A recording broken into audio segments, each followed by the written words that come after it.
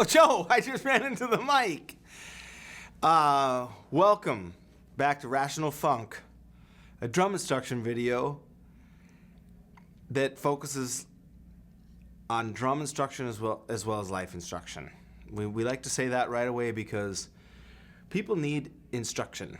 You can't just, human beings are very, very helpless when they're born. They're not like, what are babies in the wild that are born really like on it already? Like they come out just like, yeah, the world. You know, spiders, do they come out just like, nah? Exactly. But you see fragile creatures like, what? Snakes. But snakes aren't going like, oh, I can't wait until I can move. They just cruise and get to the bush or the long grasses. But like, there are some fragile creatures like deer. Like you see baby deer kind of standing there like this next to their mothers, and whatever. The fathers are usually in some bar drinking Schlitz out of a can at that point. But the mothers are there to kind of help out, teach them the ways. Well, that's kind of what we are with a mother. We're the mothership of drum, students. With all humility, I'd like to say that, between Joe and I mean, Joe, I am a professional. Joe's a whatever. I've been playing the drums for 40 years. Actually, that made me seem a little bit old. It's true, but let's say 30. I've been playing drums for 30 years, damn it. So, I mean, you could, pretend like you've just been born. You're helpless in the world of drums. Pretend you're a baby, Joe. Elephants, they all gather around, even though an elephant is a massive creature already. A child elephant is, you know what I mean, Joe? That's a big animal right away. That's the size of a goldarn Yugo. Remember that car? Hell of a car. You remember that? Anyway, the point is, a human baby is like good luck with what you would be able to figure out on your own about life. You're all babies on some level out there. By the way, this is Dr. Oz brain serum. Joe and I followed Dr. Oz religiously. Dr. Oz, whatever Dr. Oz says to do, right, Joe? I do it. I don't even. Some people have like when they listen to like diet gurus or like health gurus or spiritual gurus, they go, I like to take in that information and see how my intuition mixes with it, or see what my life experience or how my body chemistry works with things. Not Joe and I when it comes to Dr. Oz. If fucking Dr. Oz told Joe and I to fucking get behind the wheel of a fucking 18-wheeler and drive it into a fucking grocery store, we'd do it. And then stock up on more Dr. Oz products.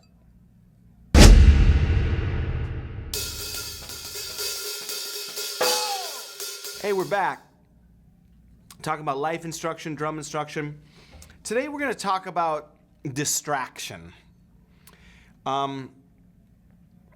Everybody who plays live music knows that there are a lot of elements in different environments that can be psychologically disconcerting, spiritually disconcerting, things that can take you off your game, as it were.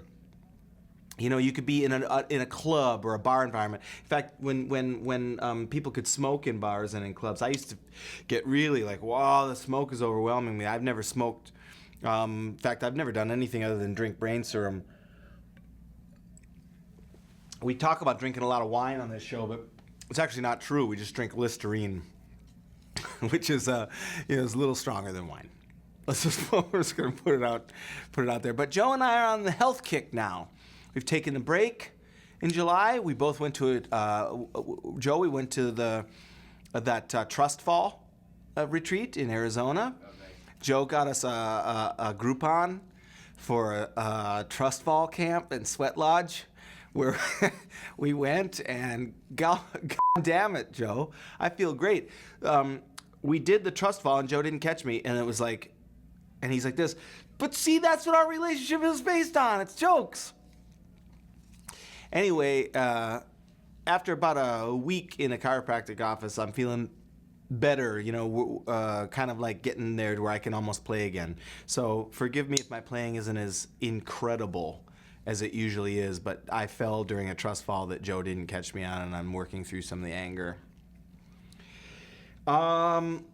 Anyway, the point is Joe and I are back. We're back in action. We're going to talk about distraction. Back in action, talk about distraction. I used to play in Club Smoky, just like, God, or someone yells some shit. Someone heckles you. Everyone has been heckled. I've been heckled a lot. I try not to take it personally, but it's very hard not to, because it's like, okay, you've decided to come to my show and you're not being entertained by my greatness. What could be the issue here? Everyone has been heckled. Terrible musicians, good musicians alike. Or just gear is weird. Lights are weird. Something is not right. You know, when you leave the practice space and you go to the concert hall, to the club, to the rock club, jazz club, whatever, for the first few times you're even gigging, these are for the youngsters out there, it can feel like you need all of your comforts there. I used to be so bad, like when I was like 12, I used to practice without shoes. Do not play without shoes. That is my biggest. Anyone comes to me for a lesson and they take their shoes off, I look at them and go, what kind of fucking pussy are you? Put your fucking shoes on. I used to practice with, after that, I would get serious cowboy boots. Remember that, Joe? And I would do, you know, some people wear ankle weights and then they run with ankle weights and then they take them off and they're super fucking fast. I used to do that the same way. I would wear cowboy boots and I would, I would put like big club foot, like I would raise the heels. I remember that we'd be knocking, we'd have a little paint and then this is years ago, and we would shoehorn them. We'd put like horseshoes on them and stuff to make anything possible to make me uncomfortable, just so then when I was in the normal world, I'd be able to play really well. So check it out today. Let's say you're on the gig. It's not your drums. It's a house kit. You're not traveling with your drums. And you got a floor tom where one of the legs is super short, inexplicably. Okay, so like look at this. Like, see this leg here is really short, and then these are regular size. So what do? You're like, oh my God, it's one of those fucking dreams where you're trying out for Led Zeppelin and the drumsticks are made of like melted wax and everything's falling apart, and your chair is tilted way forward like this. You can't get your chair to tilt backwards. You're like, I gotta get the Zeppelin gig, and everything's falling apart. Then you wake up.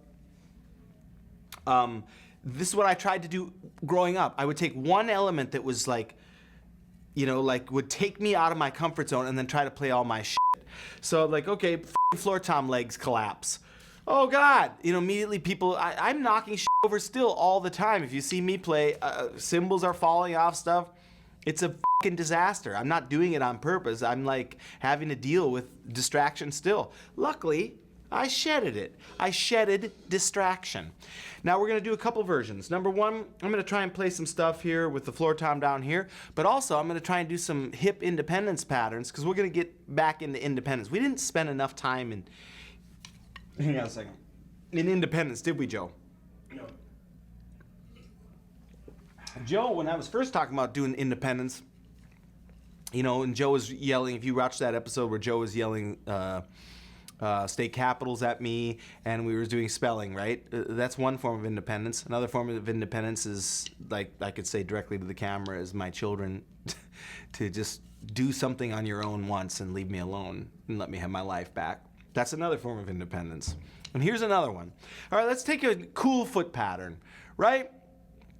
Now, this is hip. This is like quarter note, right? And then triplet. Offbeat. Okay, then I'll play like a 5/8 on top.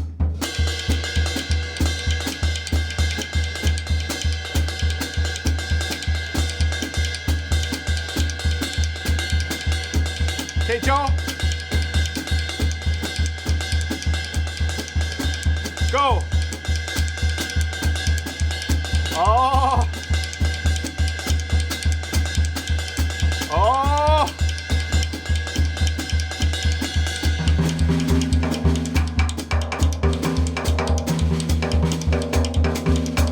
Oh! You hear that, man? I nailed that. Now think about it. Now that's a little outrageous. Somebody's dancing around, unless you're at one of these goddamn hippie festivals where you're playing like you're the first band like before 10 bands and then String Cheese Incident and Fish play. You're in a band called like Vanilla Ponchos. Vanilla Ponchos is the name of my jam band. We're gonna jam. Okay, well jam bands like to play long shit, man, where everybody gets to go like, whoa! I'm inside this transcendental shit. That's how they do it, man. They just ride the groove. So you're playing some out shit instead. Like you're the first, like I said, you're the first band that Fish feels sorry for, so they put you like 12 bands before the real shit. And you're playing like this, and then some dude comes on stage. Some dude comes on stage, is like, I want to be a part of this. I just have to be a part of your life. I have to be a part of your experience. It happens all the time. Well, good luck breaking my conversation. I mean, yeah, my conversation with the instrument, my ancient conversation with the instrument, and my concentration. Once again, let's try something else. Same pattern.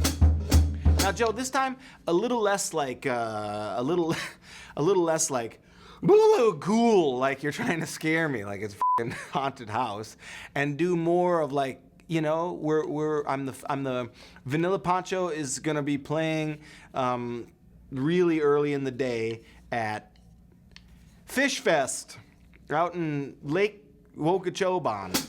Okay?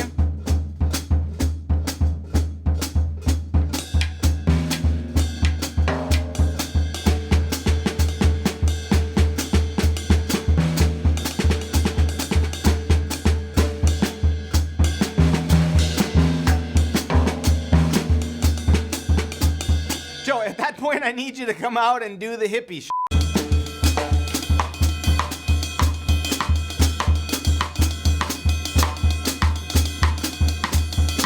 Actually, it's so awful I can't, that's just a fucking nightmare. Done.